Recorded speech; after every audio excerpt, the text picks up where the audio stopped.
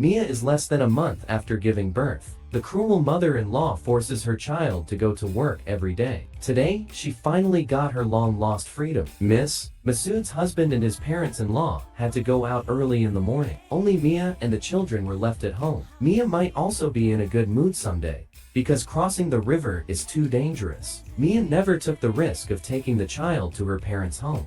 It's sunny in the mountains today. Mia started preparing breakfast for her family early, and her husband Masood had just woken up from his sleep. He walked out of the room and started talking, urges Mia to cook faster. In Masood's eyes, Mia seems to be just the nanny in the family. There are always loads of housework to do. She still had to endure scolding from her mother-in-law, but for the child, she can only endure it all silently. This time, Masood probably went to see Fatima next door again. He goes looking for other women behind Mia's back every day. Poor Mia still doesn't know. My mother-in-law agreed with the couple. Minutes later, the meal is ready. However, Masood had disappeared by this time, because today my mother-in-law and father-in-law are going to the city. They needed villagers to help them cross the river. To express gratitude, he invited the villagers to his house to have breakfast together, then depart together. After Mia quickly finished her meal, she immediately returned to the room to feed the baby. Mia is afraid that her mother-in-law will ask her to do something else in the future, so she decided to feed the baby milk first. Then her mother-in-law called Mia to help load the gas tank onto the donkey's back. People nearby saw it and immediately ran to help, because the bridge out of the village has not been repaired. Every time the villagers go to work, they all had to rely on donkeys to carry their luggage. This brings a lot of inconvenience to their lives. Therefore, the opportunity to enter the city is very rare. The villagers had put away their gas tanks, also moved in together, on the back of a donkey. Let them help bring it back when it comes back. After preparing your luggage, mother-in-law and father-in-law set out with the villagers. It wasn't the only dirt bridge in the village that was swept away by the flood. Maybe with Mia's hot temper, she will definitely not choose to stay at her mother-in-law's house. Perhaps in the eyes of outsiders like us, Mia should return to her parents' house as soon as possible. It's best to leave Masood, stay away from this unhappy marriage. But the reality is, her son had just been born, needs mother's care. If you really divorce Masood, taking into account local culture and customs, and her current financial situation, it will most likely be difficult for Mia to remarry. She must do it for the sake of her children and her own future. Consider every decision carefully. Mother-in-law, father-in-law, and villagers came along, arrive in front of the village gate.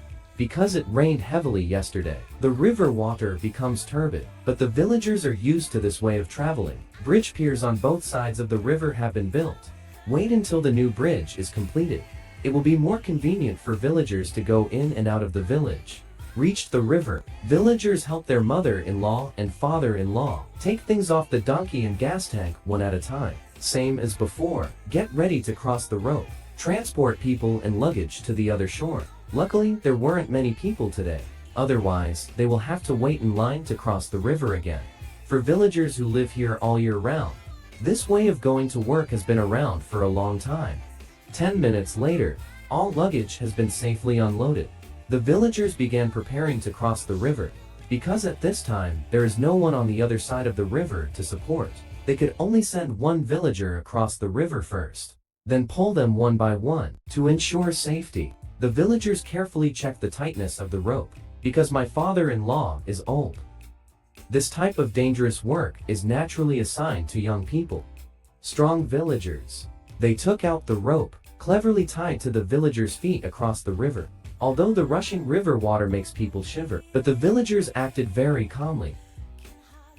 When the villagers on the other side are ready, they begin attaching their backpacks to ropes. This backpack will carry the weight of my in-laws. Therefore, it is necessary to ensure that the weight is balanced on both sides. To avoid accidents,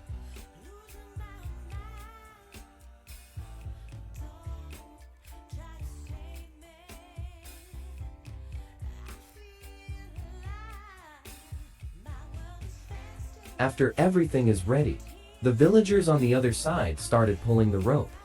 Look at this way of crossing the river.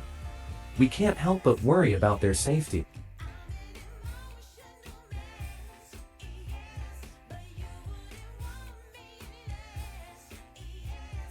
After my mother-in-law and father-in-law safely crossed the river, villagers pulled their backpacks to shore. Next, they need to transport gas cylinders and other villagers across the river. To ensure the stability of the backpack during transportation, villagers carry heavy bags. To balance the weight of the backpack, they then captured the villager and the gas tank together, attached to backpack. Carefully start a new delivery. With everyone's joint efforts, villagers and gas tanks was safely transferred to the other side. Although this way of crossing the river is difficult, but the villagers have long been used to that.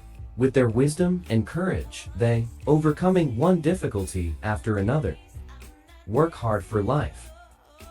At this time, the photographer had returned to the village. Mia is busy cleaning the house. Even though my husband's parents are not at home today, she didn't even have a moment of rest for Mia today and finally relax a bit. However, she still had many worries in her heart. Her son is not yet a month old.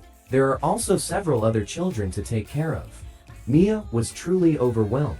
If she leaves the village with her children, will face greater risks and challenges. Then the next days, what kind of story will Mia experience? Please continue to follow me. Watch the next episode. Please click the subscribe button for me.